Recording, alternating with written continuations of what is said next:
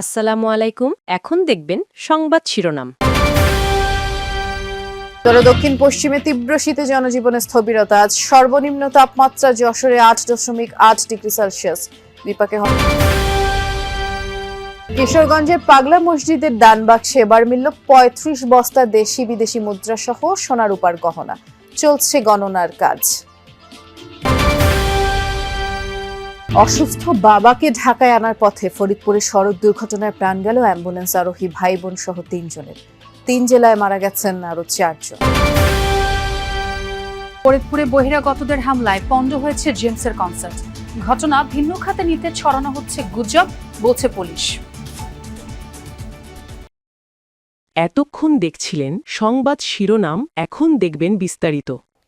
দেশের উত্তর ও দক্ষিণ পশ্চিমাঞ্চলে তীব্র শীতে যুবথুব জনজীবন। আজ দেশে সর্বনিম্ন তাপমাত্রা রেকর্ড করা হয়েছে যশোরে 8.8 ডিগ্রি সেলসিয়াস। চুয়াডাঙ্গা, পাবনা, কিশোরগঞ্জে তাপমাত্রার পারদ নেমেছে 10 ডিগ্রি সেলসিয়াসের ঘরে। সকাল সন্ধ্যা প্রকৃতি ঘন কুয়াশায় ঢাকা থাকছে। কোথাও কোথাও বেলা গড়ালেও সূর্যের দেখা আর পাওয়া যাচ্ছে না। তীব্র শীতে চরম কষ্টে দিন কাটছে হতদরিদ্র ও ছিন্নমূল মানুষের। খড়কুটো জ্বালিয়ে তারা শীত নিবারণের চেষ্টা করছেন। এদিকে শীতের তীব্রতা বৃদ্ধির সাথে সাথে ঠান্ডাজনিত রোগের প্রকোপও পাল্লা দিয়ে বাড়ছে। উত্তরের জেলা কুড়িগ্রামে শীত জেঁকে বসেছে। ঘন কুয়াশা আর কনকনে হাওয়ায় বিপর্যস্ত হয়ে পড়েছে জনজীবন। ব্যাহত হচ্ছে স্বাভাবিক চলাচল। কষ্ট বাড়ছে খেটে খাওয়া মানুষের। শীতবস্ত্রের অভাবে বিপাকে পড়েছে হতদরিদ্র আর ছিন্নমূল মানুষ। শীতের সাথে পাল্লা দিয়ে বাড়ছে সর্দি, কাশি, শ্বাসকষ্ট সহ নানা রোগ ব্যাধি। কুড়িগ্রামের ধরলা নদীর কোল ঘেঁষা পাঁচগাছি ইউনিয়নের কদমতলা গ্রামের চান মিয়ার পরিবার। টিনের ভাঙাচোরা ঘরে হু হু করে ঢোকে কনকনে হাওয়া। তীব্র শীতে বিপর্যস্ত 8 জনের পরিবার। খোলামেলা ঘর, বাতাস ঢোকে, কুয়াশা ঢোকে, চাল ভিজে পানি পড়ে।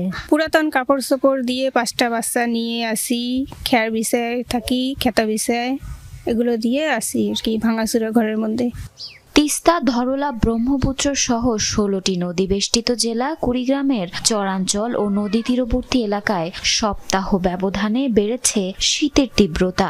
টানা কয়েকদিন ধরে সূর্যের দেখা না পাওয়ায় হাড় কাঁপানো শীতে কাহিল এই জনপদের বাসিন্দারা। বিশেষ করে খেটে খাওয়া মানুষেরা পড়েছেন সবচেয়ে বিপাকে।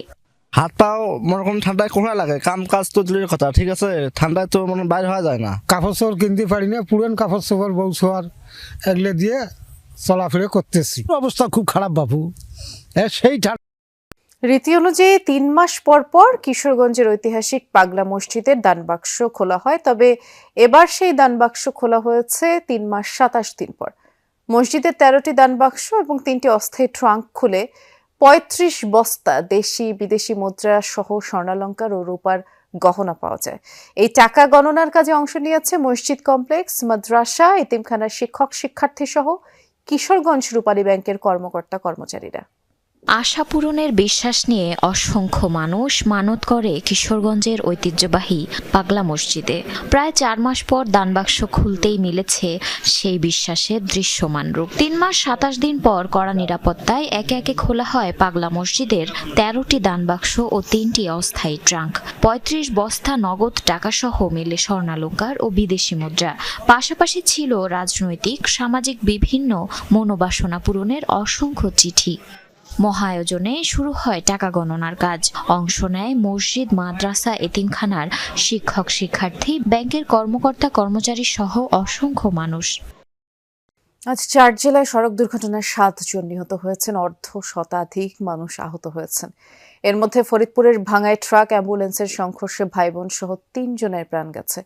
সকালে ভাঙা খুলনা মহাসড়কের মনসুরাবাদ এলাকায় দুর্ঘটনা ঘটে। হাইওয়ে পুলিশ জানায়, যশোর থেকে অসুস্থ বাবুর আলীকে একটি অ্যাম্বুলেন্সে করে ঢাকায় নিয়ে আসছিলেন তার ছেলে মিজানুর রহমান, মেয়ে বিউটি বেগম, স্বজন নিশান।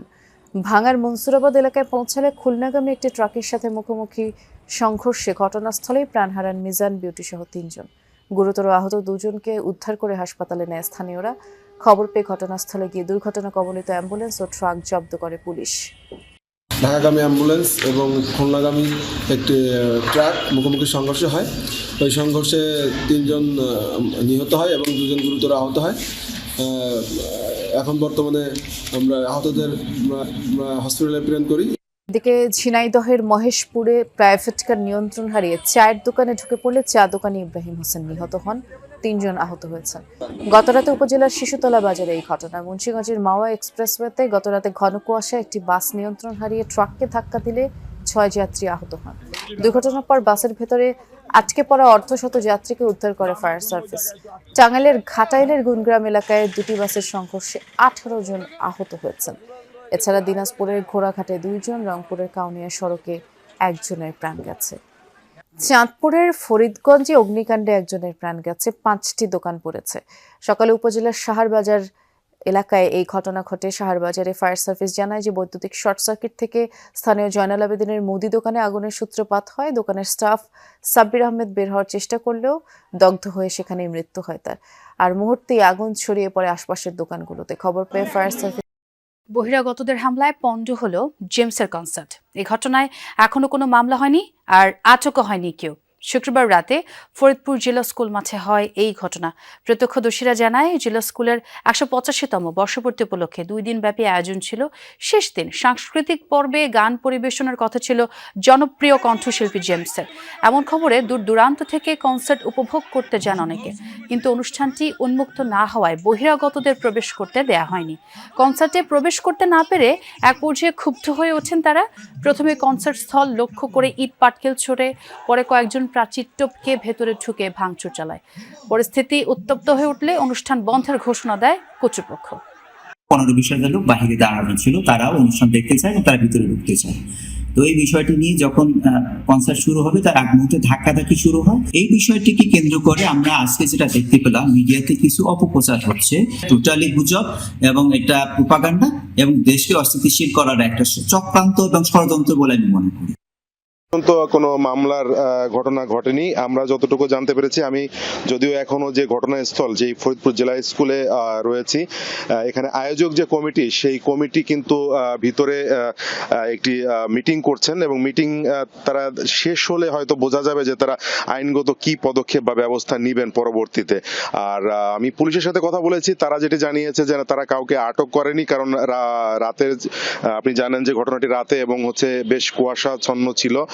তারা আসলে পরিস্থিতিটি স্বাভাবিক করার কাজেই ব্যস্ত ছিলেন এবং এই ঘটনায় যারা আহত রয়েছেন তাদেরকে চিকিৎসার ব্যবস্থা, সেটি একটি বিষয় ছিল।